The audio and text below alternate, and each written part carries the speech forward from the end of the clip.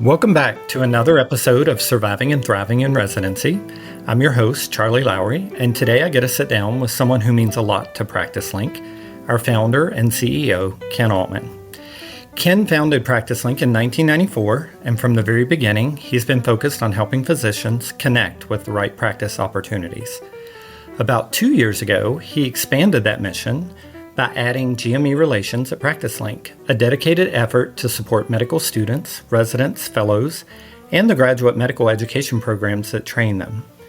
Today, PracticeLink is recognized as the most trusted resource for both physicians and recruiters nationwide. Even as the company has grown, Ken has kept the headquarters in his hometown of Hinton, West Virginia, while also establishing a second office in St. Louis, Missouri. His passion for community runs deep. Through Mountainplex Properties, Ken has been restoring historic landmarks and businesses in Hinton, breathing new life into the town where he grew up. And when he's not there, he lives in St. Louis with his wife Julie and their son Charles. Ken's commitment to helping physicians thrive in their careers while also investing in people and places he loves makes him a great guest for today's conversation. Ken Allman, welcome to the podcast. Thank you, Charlie. It's an honor to work with you. This dream of a director of GME Relations, the dream is actually 5 or more years old. And we searched far and wide to find someone with a unique set of qualifications that could serve that role, serve the residents and fellows of every specialty throughout every program throughout the country. And we found Charlie in our backyard. Charlie and I grew up in the same county. We grew up in many ways, much the same in our small community.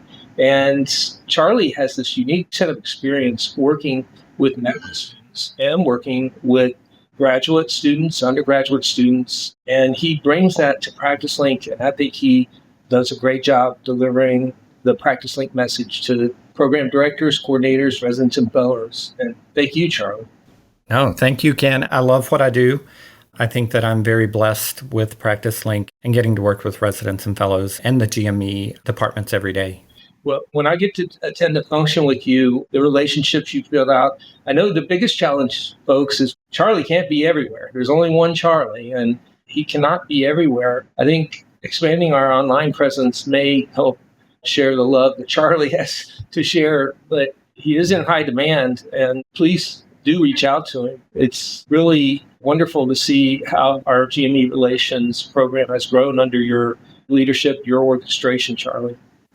Thank you. It's been a great couple of years here since the GME outreach has started.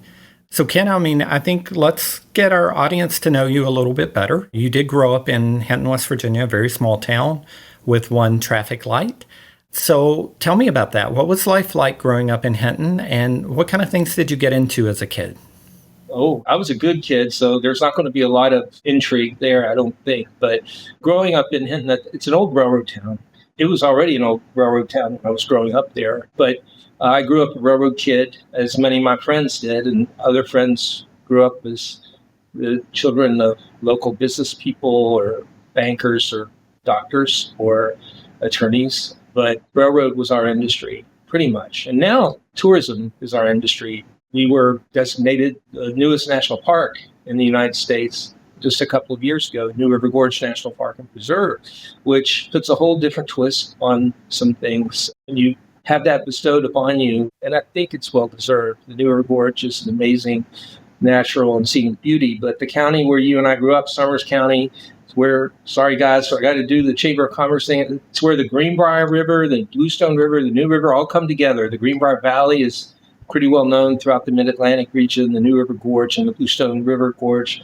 It all comes together right there in the heart of almost heaven. But growing up, I think it was idealistic in a lot of ways. Like you grow up in a hardworking blue-collar family, and there wasn't a lot of economic separation between you and most of the other kids you were growing up with, centered around school, sports, church, community activities. And I would say that I was truly blessed to have the people in my life, from my mom and dad, my sister, my grandparents, and to the teachers and the parents of our other friends and kids. It was almost too good to be true. But now I've lived in a big city for the last big to many, St. Louis, for quite a long time now. And my wife, Julie, and I were raising a 10-year-old, and I'm totally unprepared for what the city has to offer. And now with social media, of course, that's been a concern for a lot of parents for a long time. Now AI, and that's a whole other thing we can talk about maybe in a little bit. But I think it's still a great place to live. I think the challenge for the last few decades was finding the right kind of job. But we've had a number of professionals who work in remote roles move there recently. PracticeLink, our headquarters is there. We're always recruiting for people-centric roles or technology-centric roles, marketing-centric roles. For me personally, I think growing up in a small town with one traffic light, it was a community who raised me. My parents, of course, were at the head of that, but it was a whole community, and it was a great experience. And I left for a while and came back, and it's very nice to come home to that same community, maybe a different generation of folks, but still tied to the community, and everybody working towards the same goals is a great thing. I totally agree. I think a lot of us share that experience growing up there or in a community like that. And since this is a recruitment podcast, and generally speaking, rural recruitment, to all y'all residents and fellows out there in almost every specialty, you guys are in high demand. And I'm sure there's a number of recruiters and employers that would like to connect with you. I would say that we work with almost every actively recruiting healthcare organization in the United States, from small towns to big cities. And our mission is to help you find the best possible practice for you and your family. And we are not commissioned. Healthcare organizations that belong to PracticeLink pay an annual fee to be a part of PracticeLink, and that's our revenue source. It's our job to bring those employers together with residents, fellows, and practicing physicians and APPs, and help them find one another. For 30 years now, 31 years, we've been doing our best to build trust between the physician, APP, and the employer recruiter. Our focus is employer direct. So when you go onto our site, you see actual employer job postings. So by default, those should be real job postings. And we do accommodate other job postings from third-party search firms, local tenants firms. We work with some of the best that there are, and they subscribe to our service in a different way. But that's so that you can find almost every possible actively recruited job in one place. Before we get into a lot of GME stuff, do you want to talk about what led you to create PracticeLink in the first place, and a little bit about your journey there before PracticeLink?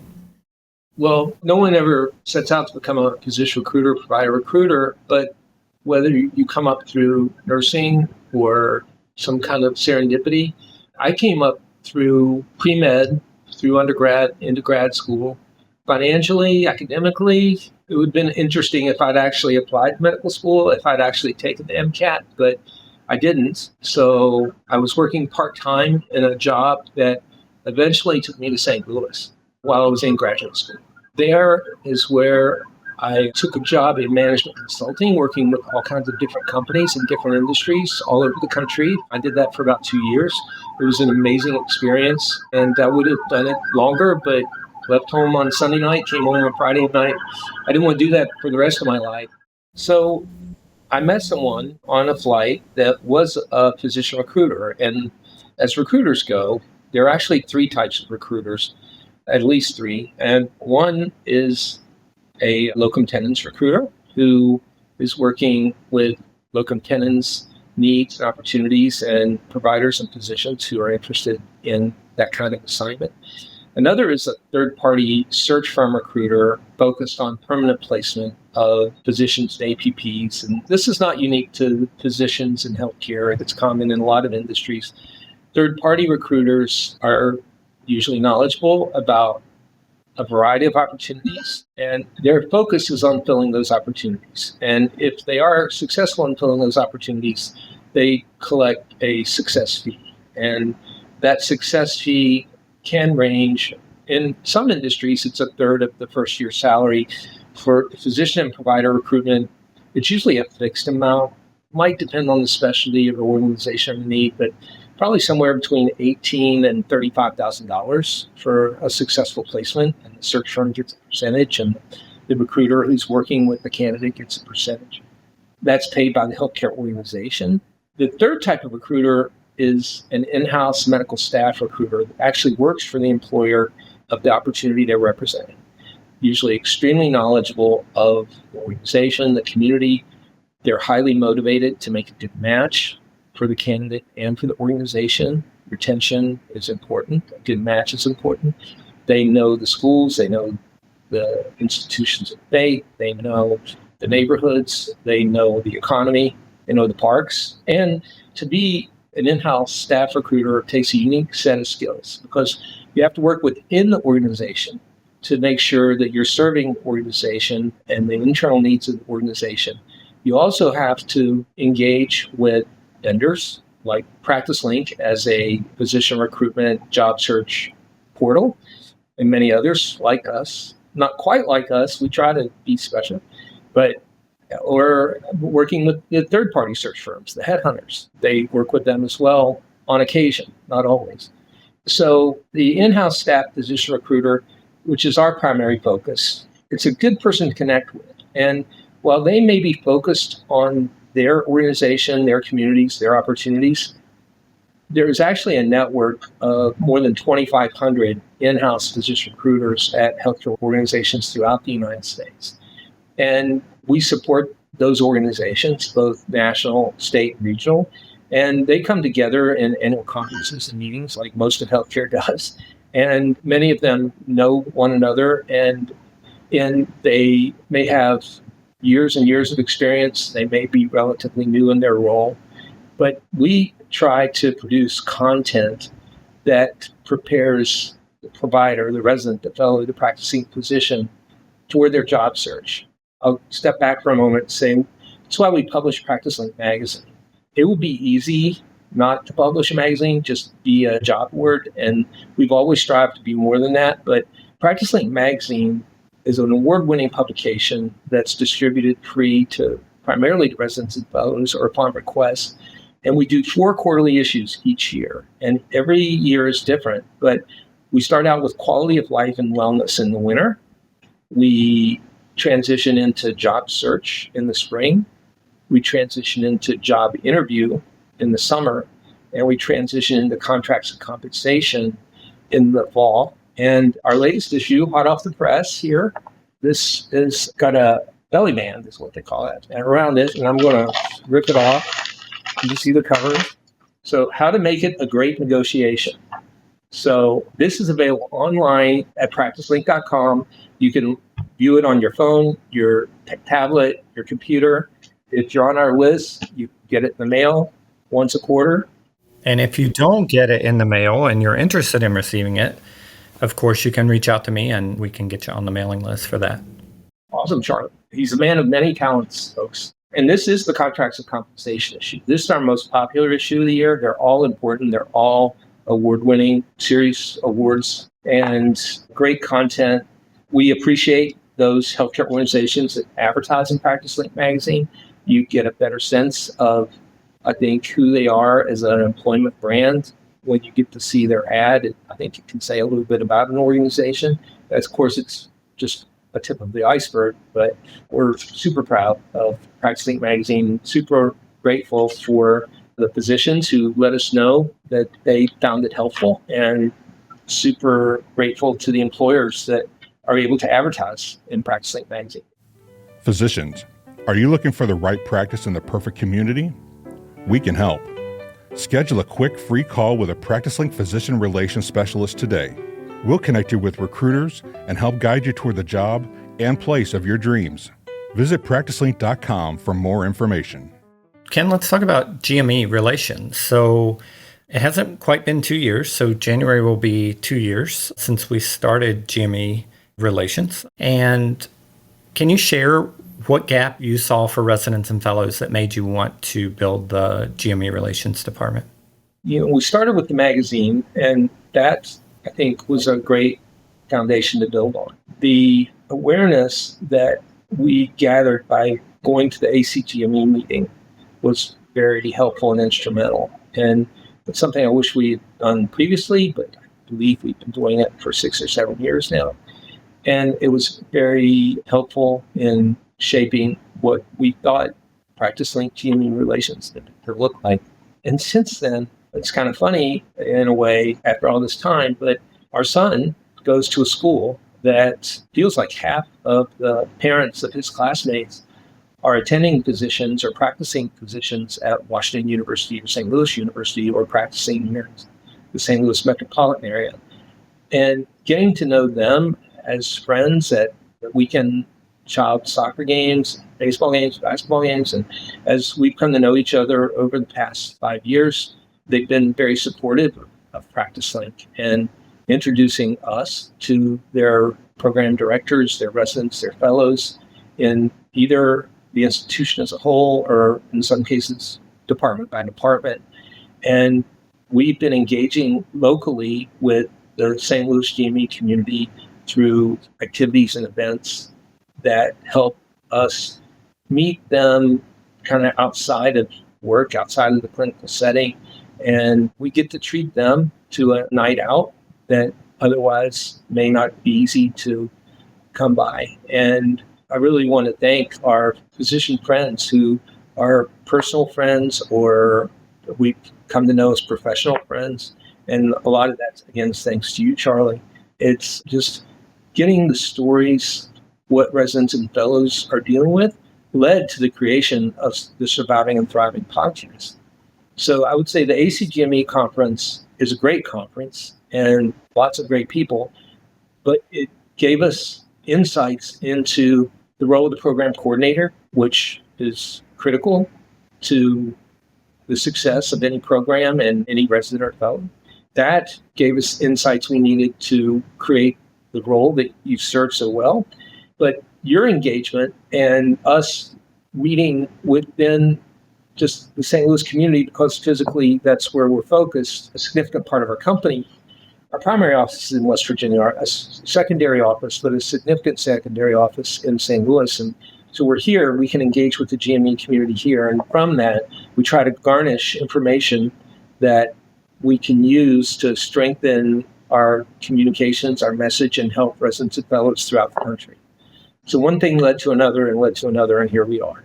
I hope those who are listening share this with your friends and colleagues, that share PracticeLink with your friends and colleagues. But many of them are looking for answers, and they don't know where to look. And we have a great deal of competition competing for the attention of the GME community, the residents and fellows, and you guys have so much to deal with. I'll never forget one of my friends who's a resident in orthopedic surgery told me, don't give us something else we have to do. Don't give us another hoop we have to jump through, anything else we need to fill out. Make our life easier somehow, some way. And that's really our focus now, and to prepare you for the future, help you make good career choices and selections. It's wise and common for institutions that proactively do this and those that don't, but it's wise and common to check in with your friends who were in the group ahead of you or a year or two in advance and try to learn from their experiences. So maybe they've made mistakes that they can help you not repeat, or they may be a source of your opportunity, which generally speaking, surveys say that half of all physician placements are through professional personal referrals. The second leading source is the internet. And when it comes to that second leading source, PracticeLink is the leading source of online recruitment and placement and job search. Reaching out to those that went ahead of you, reaching out to your attendings, it's very prudent to do that.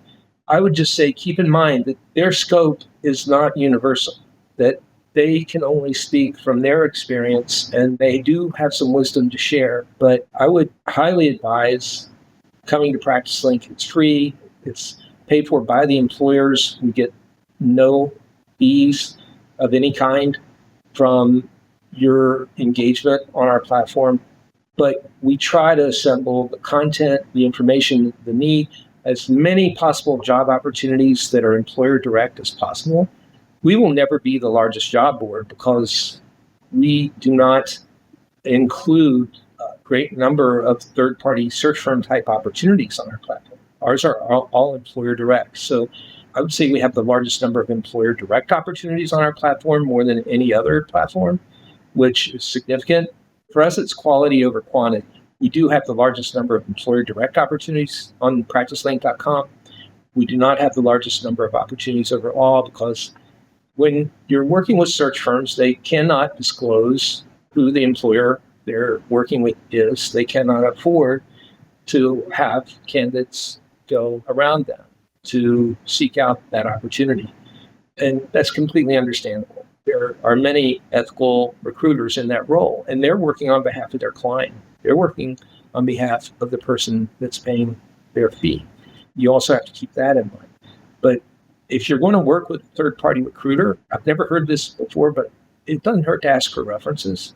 I remember when I first started out, and that's how I got into this deal as a third-party recruiter.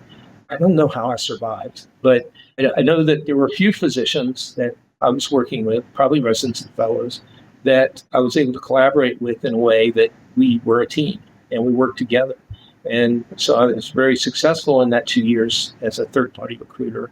But at that time, I was already thinking there's got to be an easier and better way. So now this was just pre-internet, and it's not easy for me to admit that, but it's a long time ago. But there were computer bulletin boards, and there was no online source of physician jobs or any jobs really. This is way before Indeed, way before Monster, which now I think defunct. It was way before any of those. So what made the difference for PracticeLink? As a third-party recruiter, I was like, there's got to be a better way. And I worked with probably close to 36 in-house recruiters who I'd established a working rapport with, trust, and professional relationship, friendship with. And if it wasn't for them, PracticeLink wouldn't exist. There's a few, if it wasn't for them, PracticeLink wouldn't exist. That was one. So this was before they had email, but I would take their job opportunities and I would create a web page. And how I did that was I set up a web server in my apartment. So the first PracticeLink web server was in my apartment for the first few years. From there it grew, and we were lucky to survive those first few years. And I would say it's those recruiters that supported PracticeLink in the beginning, supported me in the beginning, and supported us up until now. And it's really a partnership, I would say, between us and them and the residents and fellows. We know that we put residents and fellows, practicing physicians, we put physicians and APPs first because we know that the employer and the recruiter will go wherever they are. If we're not achieving that level of trust and awareness and engagement with the physician community, we're not any good to anyone.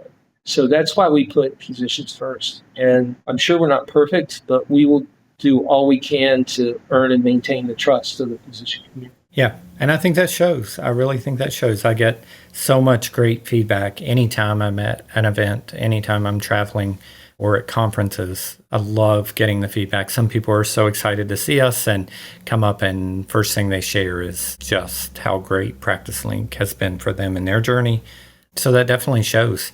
Something new, Ken, one of the great things that has come out with the GME Relations Department and PracticeLink this year is the First Practice Fund. So that was launched on Doctor's Day 2025. It's a $2,500 scholarship for 4 residents and fellows, 1 medical student, and 1 APP across the country. So tell me a little bit about the decision to begin offering a First Practice Fund to support residents and fellows and APPs and medical students. Well, our first year with that has been wonderful, and I'm glad we get a chance to talk about it. I would say that it happened within our organization, and I think we saw the need as we started talking to residents, fellows, that some of their expenses are covered, not all, many are not. And whatever it is they want to do outside, they have no time, especially if they're young with families or single and just working their tail off. But we come to understand the whole dynamic a little bit better, and they get to use that money any way they choose. So They can use it to travel for professional reasons or personal reasons. They can use it to subsidize a conference or any kind of expenses. It's entirely at their discretion. And how that comes about is they submit an essay to PracticeLink. And I don't want to discourage anyone from doing this because this is going to grow into something really incredible. And if you go online, you can read the winning essays. And in the first year, I think we received over 700. And that was without a great deal of fanfare or pre-publicity. This year, we're doing it again. It was such a great success. The stories are amazing to read. We have a committee that reads through those hundreds of submissions, and they select their finalists, and then I get to be a part of that final selection committee. It's very touching, and I hope, having done that for the first time this year, for those of you that were chosen and selected, and for all of you who submitted your essays, thank you so much. I would say those essays aren't just going to disappear, that there's tremendous content there that can help make healthcare better, help make the lives of other residents and fellows better. And I'm hoping that those who were awarded those scholarships stay in touch and let us know how it's going. I'm so glad we're able to do something like that. We have tremendous employer support. That part of our job is to use that prudently to help them meet their needs, to serve their communities. And really, they have tremendous respect for the residents and fellows also. And I know the GME community does too. Everyone I've met knows how hard everyone works and that it's seldom easy. But hopefully, this is our one way we can give back. So sign up to the scholarship and send us your essay. And if AI writes your essay, Santa will not visit you this year.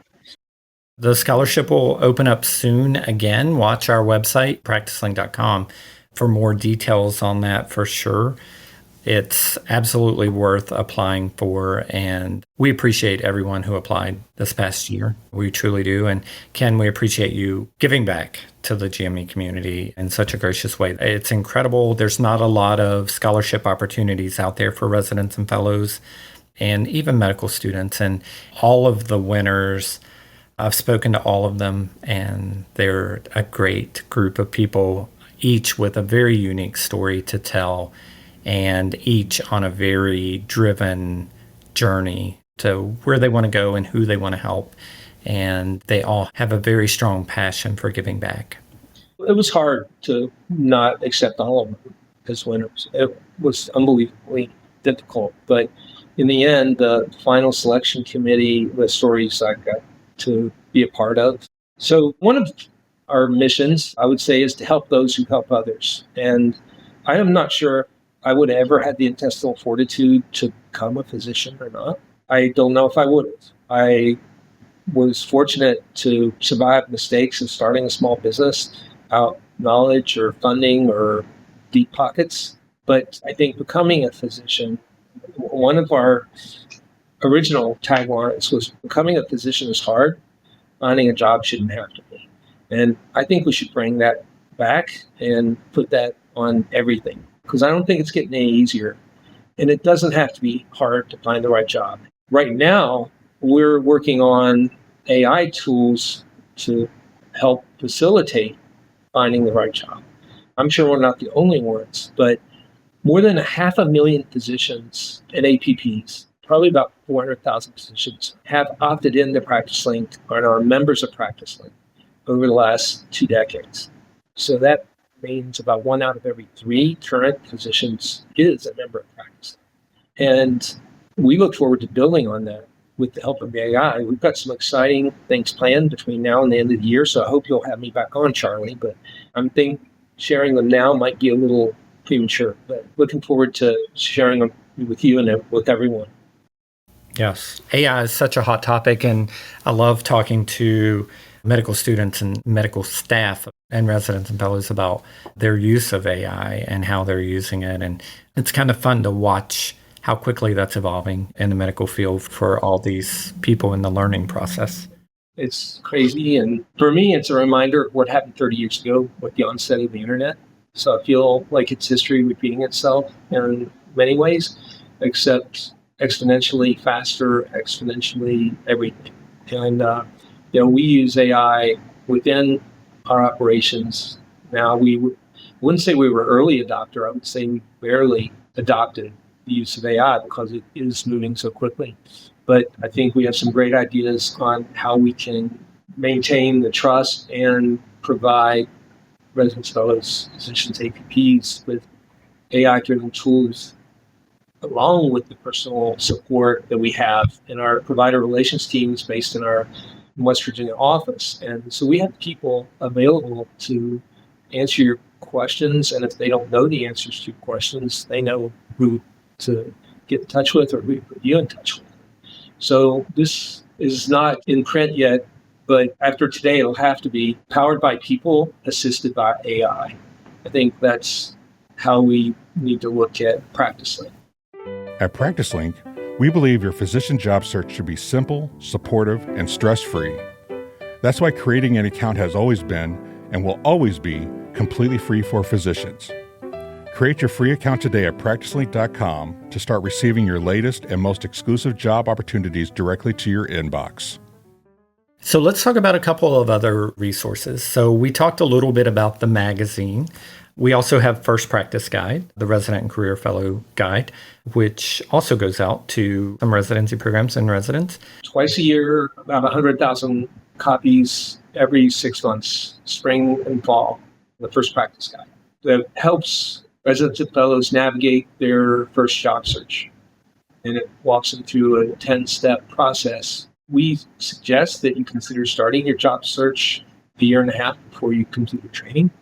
So you're not in a bind as things progress, but you start gradually easing into the job search process. Some of the resident and fellow friends I've made in the last 2 years here, they like seeing the emails, the recruitment emails. Some get too many. I would love to hear about the experiences that our listeners have with recruiter outreach and how recruiters are reaching out to them, and if they find it acceptable and helpful, or if they find it disruptive. And I would love to hear in the comments, and like and subscribe, and go to PracticeLink and register, because you're in control of your privacy at PracticeLink. Okay. And if something's not set up the way you want it to, please let us know and we'll fix it. Go to PracticeLink.com, register for free. Do that anytime you want, but you can't do it too soon. You can do it too late. So if you start at least 18 months out, start earlier if you like. I mean, some of our employers are offering stipends to medical students to sign early, definitely to residents to sign.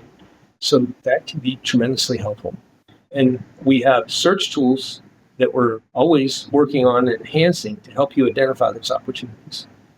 So, 18 months, you start paying attention to some of the recruitment marketing that you're receiving. And we've got some exciting new tools coming between now and the end of the year to help you manage that so nothing falls through the cracks.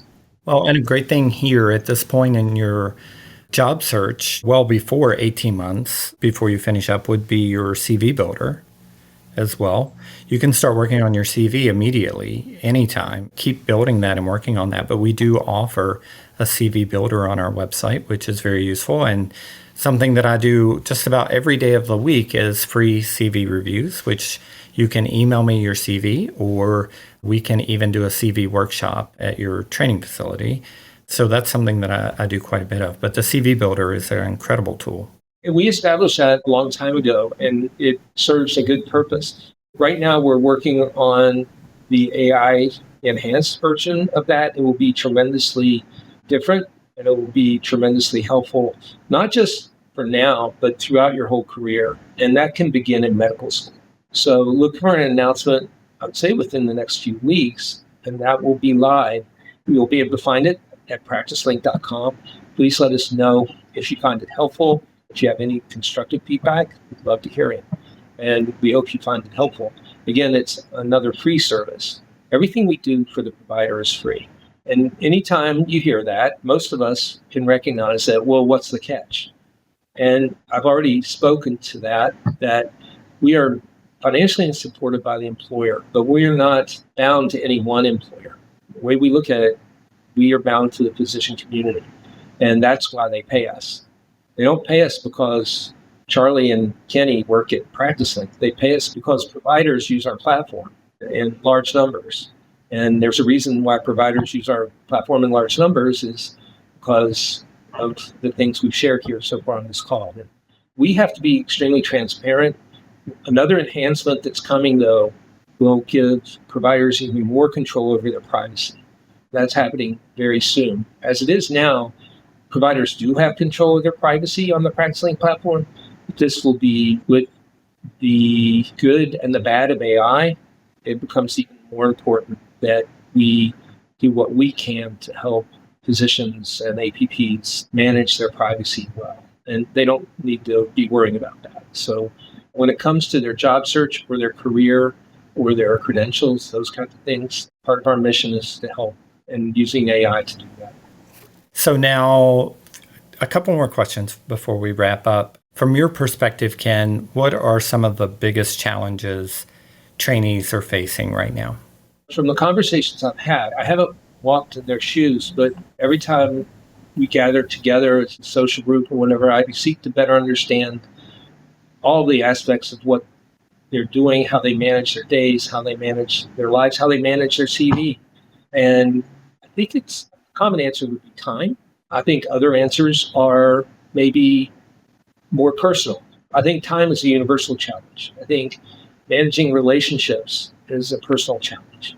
I think knowing where to begin to prepare for the next stage of their career, whether it's medical school to residency or residency to fellowship, fellowship to practice. And I can't believe really how many of the residents I've personally spoken to rely heavily on the relationships, which is wise and prudent, but they don't understand that there is a resource out there like PracticeLink that can provide objective, neutral information to help strengthen their awareness and their decision-making process.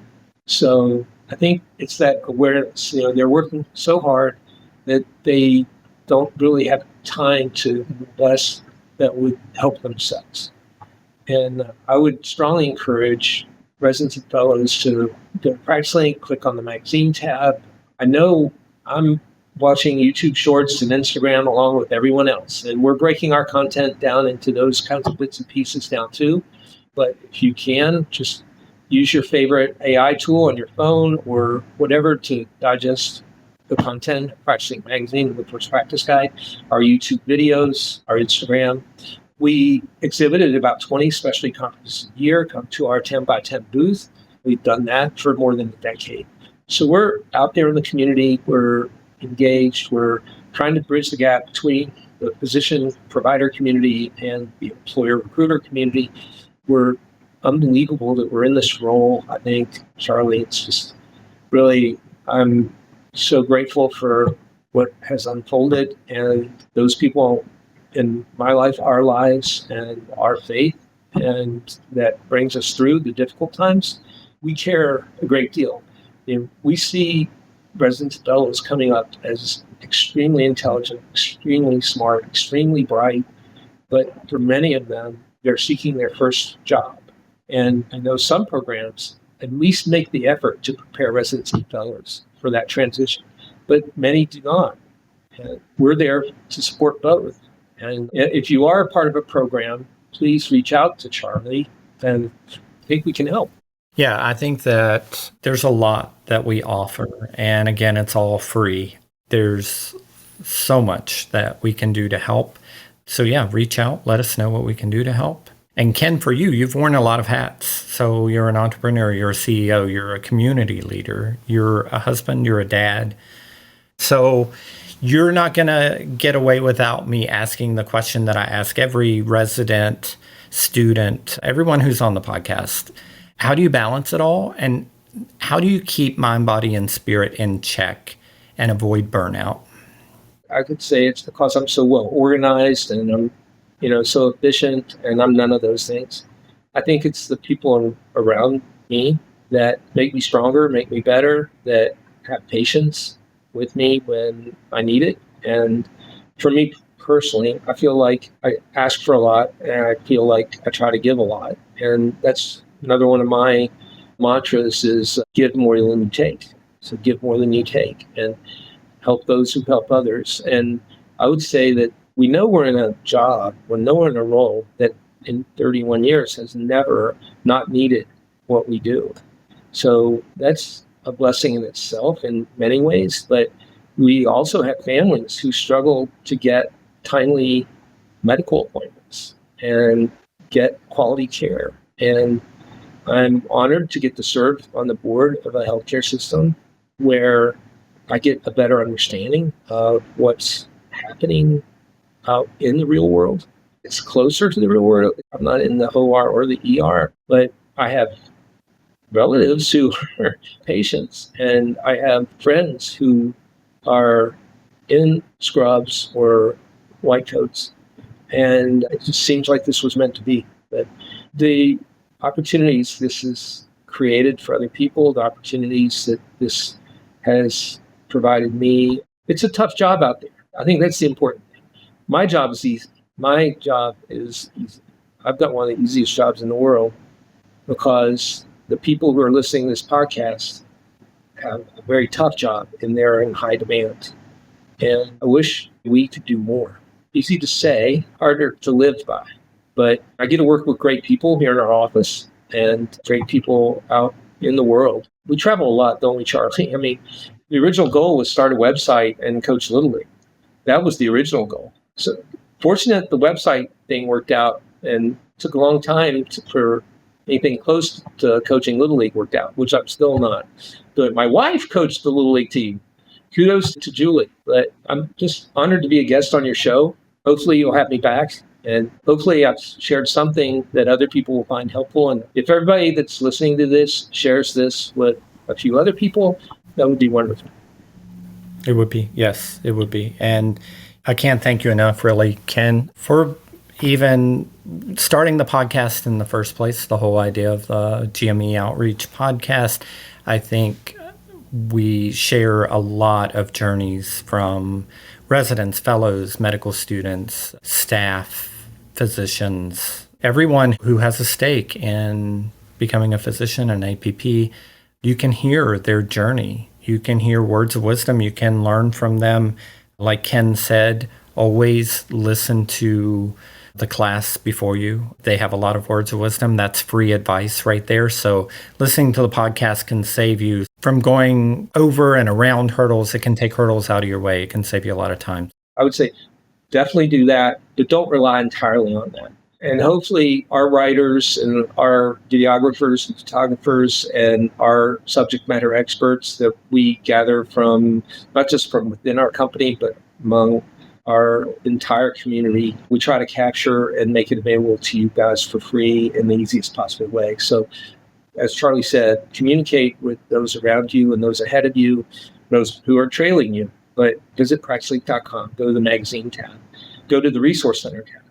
And there you will also find subject matter experts that can be helpful in whatever it is you're dealing with.